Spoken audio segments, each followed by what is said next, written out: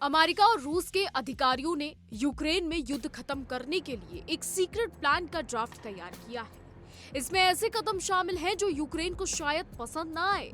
रूस जहां इस प्लान को कम आंक रहा है, वहीं यूक्रेन ने इस मामले पर चिंता जताई है। कई रिपोर्ट्स में बताया गया है कि इस प्लान के तहत रूस के कब्जाए हिस्से को यूक्रेन को छोड़ना होगा। इतना ही नहीं, यूक्रेन को अपनी सेना के आकार को भी छोटा करना होगा। इस सीक्रेट प्लान की रिपोर्ट उसी दिन आई जिस दिन टेरनोपिल शहर में रूसी ड्रोन और मिसाइल हमलों में कम से कम कई लोगों की जान गई थी। बता दें कि रिपोर्ट्स के मुताबिक ये ड्राफ्ट प्लान अमेरिकी राष्ट्रपति ट्रंप के स्पेशल दूत स्टीव विटकॉफ और क्रेमलिन के सलाहकार किरिल दिमित्रिव ने तैयार किया था।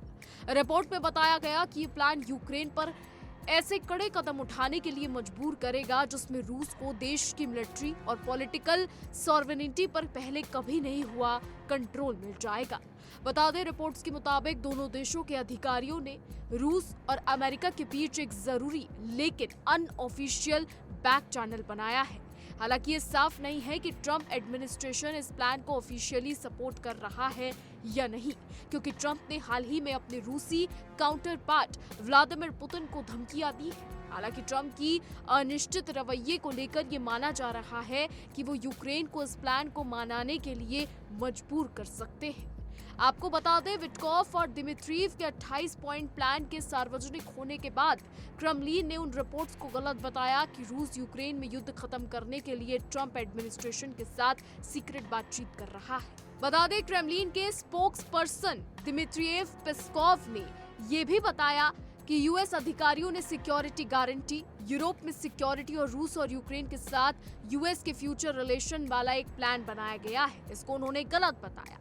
बता दें, पेस्कोव ने कहा कि हालांकि ट्रंप के दूत स्टीव विटकॉफ के साथ कोई बातचीत नहीं हुई है, फिर भी उनका मॉस्को आने का स्वागत है। इस बीच यूक्रेनी अधिकारियों ने बताया कि यूक्रेन को युद्ध खत्म करने के लिए यूएस के कुछ प्रपोजल के बारे में सिग्नल मिले हैं। अधिकारी ने साफ किया कि यूक्रेन इस प्रपोजल में शामिल नहीं था। दिलचस्प बात यह है कि विटकॉफ के बुधवार को बाद में तुर्की में ज़ेलेंस्की से मिलने की उम्मीद है। बता दें, खबर है कि इस प्रपोजल के तहत यूक्रेन को देश के पूर्वी हिस्से में अपने कंट्रोल वाला इलाका छोड़ना होगा और अपनी मिलिट्री का साइज आधा करना होगा। ये ऐसी शर्त है जिन्हें यूक्रेन के राष्ट्रपति ज़ेलेंस्की पहले भी नकार चुके हैं। कुछ दूसरी शर्तों में यूएस मिलिट्री मदद और यूक्रेनी मिलिट्री द्वारा इस्तेमाल किए जाने वाले हथियारों की कैटेगरी को लिमिट करना शामिल है। फिलहाल आपको ये भी बता दें कि क्षेत्रों को छोड़ने को लेकर पहले भी इस बारे में चर्चा हो चुकी है। आपको बता दें, रिपोर्ट्स के मुताबिक जब ज़ेलेंस्की डोनाल्ड ट्रंप से मिलने व्हाइट हाउस पहुंचे थे तो दोनों के बीच बातचीत इस कदर हाई हो गई थी कि डोनाल्ड ट्रंप ने डोनेट्स्क वाला नक्शा फेंक दिया और कहा कि मैं इस लाल रेखा के बारे में नहीं जानता ये जगह कहाँ है।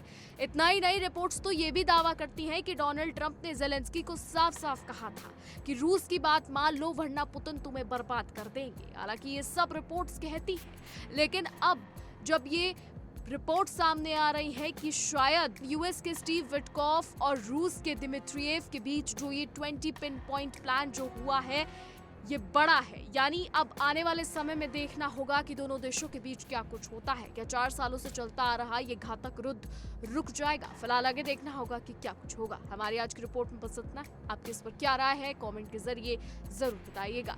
और ऐसी देश और दुनिया की तमाम बड़ी खबरें जानने के लिए देखते रहिए इंडिया डेली।